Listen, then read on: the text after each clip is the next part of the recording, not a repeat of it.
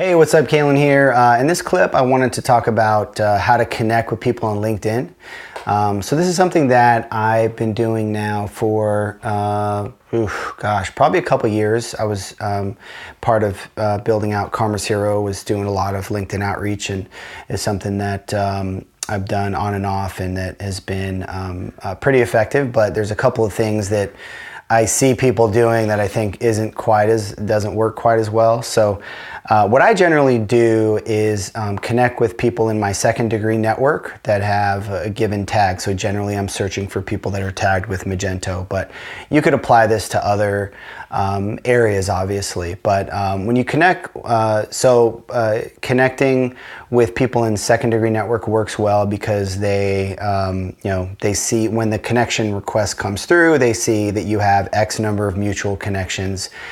And it's like, and then I think the other thing people look at, well, at least what I look at and what I assume other people look at is they see that connection request come in. They're going to look at obviously your picture, your job title.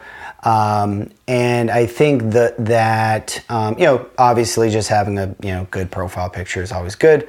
But then, the job title I think is huge. So like when I see connection requests come in, if they're, a business development person, right, a recruiter, those types of things, I'm automatically going to filter them out, right? So I think people are paying a lot of attention to your title. Now, if you are a business development person, I don't know. You can probably it can probably still work, and you can compensate for it in other ways. My title is founder, Commerce Hero, and when I see people whose title is founder, that I'm usually, oh, that looks interesting. Or if they're a developer or somebody that actually does work, does stuff that I'm interested in, other than just like a salesperson, right? So I think that's a huge factor is your title. And then also the thing that's interesting is you can put a message in the connection request. And I actually see that as a negative signal in general, right? And LinkedIn encourages you to put a message in. And some people will say, if somebody tries to connect with me and they don't put a message, I ignore it, which is cool. And obviously the best case is to put an actual personalized message like, oh, hey, Joe, I wanted to connect with you because of da-da-da-da. But what ends up happening is that people just put in a cookie cutter connection request message. And then it's just worse that, like, I'd just rather they didn't put that in. I don't know why. It just makes it feel even spammier to me. So those are the ones I sort of ignore the fastest, unless I can tell it's actually a personalized message. I'm like, okay, cool. So I don't even put a message in. I just connect second degree. If your profile is relevant to them, I think that they'll generally accept it. And if you have a bunch of mutual connections, that helps.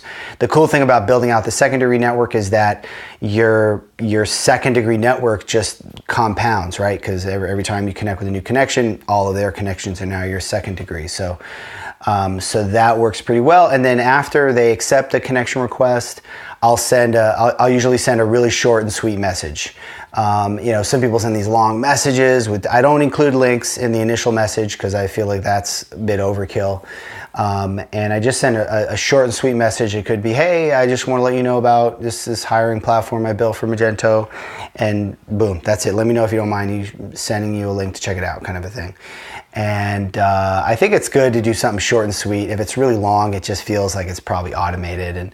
And I've gotten really good responses to that. So I think that is generally a good approach, and hopefully that helps you with your LinkedIn outreach.